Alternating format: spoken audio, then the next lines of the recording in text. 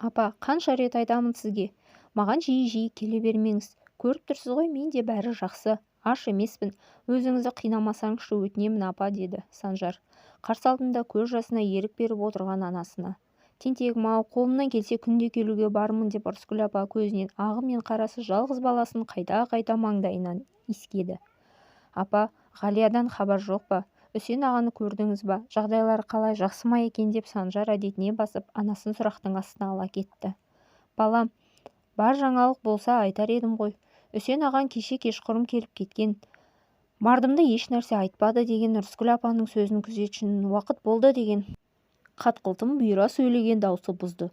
Кездесерде қуаныштары қойнына сыймай қауышатын ана мен балаға қоштасар сәттің ауырлығы соншалық жүрек шіркін бір сәтте жарылып кетердей соғысын үдете түседі. Рыскүл апа баласын қайта-қайта құшақтап қимастықпен шығарып салды. Сыртқа шыққан Рыскүл апа аялдаманы бетке алып, өксігін баса алмай еңкілдеп келеді. Күйеуінен ерте айырылып 30-ға келген шағында жесір атанған Рыскүл бар өмірін осы баласы Санжарға арнаған. Балам жәутеңдеп жетімнің күйін кешпесін деп қайта тұрмысқа құрмады. Әйтеуір Санжарды қатарынан кем қылмай өсіріп, енді қызығын көремін-ау деген шағында тағдырдың тосыннан келген сынағына тап болып отыр. Ана жүрегі қаншалықты ақтап алуға тырысқанымен баласы әділетсіздіктің құрбанына айналып тар жол тайғақ кешуде. Камерасына апасының базарлығын арқалап кіріп келген Санжарды жанында бірге тұратын жолдастары улап-шулап қарсы алды. Рыскүл апам әдеттегіше молынан беріп жіберіпті ғой. Мен шай демдеп жіберейін деп мұртты Қасым Санжардың қолындағы сөмкелерге бас салды. Ай, мына иттерді-ай, шоколадтардың бәрін ашып тастапты ғой деп мұртты Қасым түрімен қалыптасқан ережелерін күндегіше сынап тастады. Қасындағы тағдырлас достары қалың ұйқыға кетсе де, Санжар бүгінде әрі-бері дөңбекшіп ұйықтай алмай жатыр. Мына бір қапасқа қамалғалы 2 жылдың жүзі болса да, ол бұл жерге үйренісе қоймады. Әйтеуір жан дүниесі қасқырша ұлып, өртеніп бара жатқандай күйді Құдайдың құтты күні басынан кешіреді. Әттең айлап шыңғырған ішкі даусы көз шырымын алуға мұрша берер емес. Бұған қоса мәңгілік сүйгеніне балаған Ғалиясына деген сағынышы да жүрегін ауыртып барады. Ғалия екеуін жіпсіз байланыстырған сезім басына іс түсіп, өмірден бас кешкен шағында ғайып болғанына ол мүлде сене алар емес. Санжардың махаббаты сағынышқа ұласып үлгергенде Ғалия берген серттен тайып Санжардан бас тартқан еді. Сенімен біргемін, саған сенемін, өмірімнің соңына дейін күтуге бармын деген сөздер бос уәдеге айналып жермен жексен болды емес пе? Тауы шағылып өміріне қара түнек орнаса да Санжар жалғыз анасы үшін бәріне шыдауға бар. Санжар Ғалияны алғаш ауруханада жатақханада көрген болатын.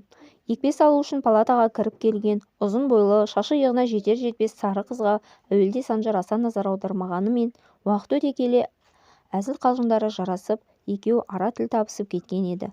Ғалия түнгі кезекшілікке түскенде Санжар таң атқанша жанында отыратын. Бара-бара Ғалия өзіне тән ұяңдылығы мен пысықтығының арқасында Санжардың жүрегін жаулап алған болатын. Асқазаны мазалап ауруханаға түскен Санжар үйіне қайтар уақытта Ғалияға ғашық болып, іштей оны өзіне меншіктеп алған еді. Қыздың назына жоқ, әлде жігіт атаулысына деген сенімсіздігі ме? Әуелде Ғалия Санжардың ниетін қабыл алмай біраз әуреге салды. Әйтеуір не керек, күні-түні қыздың соңынан қалмай жүріп, көкейіне сенім ұялатып, бетін бері қаратқан еді.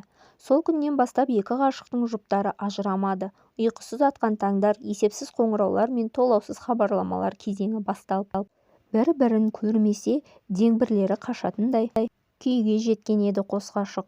Көп ұзамай алаулаған махаббатпен, екпінімен Санжар үйленуге ұсыныс жасап, Ғалия екеуі серттесіп тағдырларын бір етпекке бел буған еді.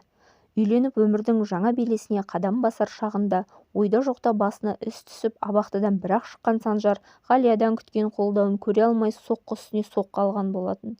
Сот үкімі шығып, Санжар бас бостандығынан айырылған күні-ақ Ғалия әке-шешесімен қоштасып, алды-артына қарамастан басқа қалаға кетіп қалған. Еш хабарсыз ғайып болып кеткен сүйгеніне Санжардың жалғыз уәжі бір ауыз қоштасу сөзіне лайық болмадым ба деген өкпе ғана. Күтпеді емес, күтті. Алғашқы 6 айда Ғалия келіп қалады-ау деген қылдай үміті болса да, уақыт өте келе ол үміттің ұшқыны да қалмады. Санжар бүгінде ауыр күрсіне таңдатырды. Көзі ен діліне бергенде күзетшінің камераның басына көтеріп бұйыра сөйлеген даусынан оянып кетті. бұл жердегі тіршілік қалыпты өмірден өзгеше, темірдей тәртіп пен бітпейтін ережелерден тұрады. Тәртіппен улап-шулап бір жерге кешігіп қалатындай асығып-үсігіп барлығы таңғы шаруаларына кірісті. Балам түні бойы тағы көз ілмей шықтың ғой деп Өренбай ақсақал Санжардың жанына жайғасты. Түнде ұйықтамау мен үшін қалыпты жағдайға арналғалы қашан ата, деп ауыр күрсінген Санжарға Өркенбай ақсақал, балама өткенде жібермесең болашағын бұлыңғыр болар сөзсіз. 2 жыл ішінде баламдай болып кеттің емес пе?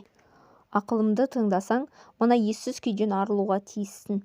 Болмаса мына қапас сені жұтып тынады деген жанашыр жанның сөзіне Санжар бүгін де аса мән бермеді. Иығынан қағып демегендей болған Өркенбай ақсақалда одан ары жүрек жарасын тырнап әңгімені жалғастыруды жөн көрмей орнынан тұрып кетті. Қалың ойдың құрсауында отырған Санжарды күзетшінің «Қасымов, сыртқа саған біреу келіп тұр» деген даусы селк еткізді. Бүгін апам келе алмаймын деп еді ғой. Ол кісіден басқа жан баласына керегім жоқ. Маған кім келді екен деген оймен Санжар күзетшінің алдына түсіп кездесу бөлмесіне бетке алды. Бұл келген жан көңіліне қуаныш ұялатып, жан тыныштығын сылай ма, жоқ әлде тілім жүрегіне тағы бір жараны жамап бере ме, ол жағы белгісіз еді. Сөйлесең жаңғырығың естілер ұзын дәліз бойымен қолы кісендеулі келе жатқан Санжар кездесу бөлмесіне жақындаған сайын жүрегі дүрсілдеп алабұртып барады. Тоқта, бұрыл деген күзетшінің бұйрығын бұлжытпай кездесу бөлмесінің жанына келіп тоқтады. Күзетші есікті ашып, кісенін шешіп жатып, кіре бер дегендей кейіп танытты. Санжар сәл кідіріп барып ішке кірді. Алдында көздері үрейге толы, жасқанып тұрған Перизатты көргенде Санжар абдырап қалды. Жақындап келіп, «Перизат, амансың ба? Тыныштық болғай. Сен мұнда неғып жүрсің?» деп Перизатты сұрақ астына ала кетті. «Қалайсың, Санжар? Жүдеп кеткенсің бе? Кешірші, осы уақытқа дейін келіп жағдайыңды білмегеніме. Өзің түсінетін шығарсың» деген Перизат жанарына үйірілген көз жасына ерік берді. «Перизат, неге жылайсың? Не үшін кешірім сұрап тұрсың? Кешірім сұрайтын адам сен емессің. Кел отыр» деп Санжар Перизатты демегендей болып орындыққа отырғызды. Да әрі қарай сөзін жалғап, «Өзің қалайсың? Денсаулығың қалай? Үй іші аман ба?» деген Санжарға Перизат, «Бізді қойшы, бәрі жақсы. Мен сені қатты уайымдадым. Ырысгүл апаға хабарласып қал жағдайыңды біліп тұрдым. Айтқан болар» деді Перизат. «Айтты ғой, рахмет саған» дегеннен басқа Санжар Перизатқа ештеңе айта алмады. Ол үндемесе де Перизат Санжардың көздеріне қарап ақ бәрін ұққандай. «Ғалияның қайда екенін мен де білмеймін. Айына 1-2 рет хал сұрасып хабарласатыны болмаса мардымды еш нәрсе айтпайды. Әкем де қатты ашулы. Анам сағынып жүр» деп Перизат төмен қарады. «Қоя бер шоны. Сені көріп көңілім көтеріліп қалды» деп Санжар бұрынғы әдетімен Перизаттың мұрнын қысып алды.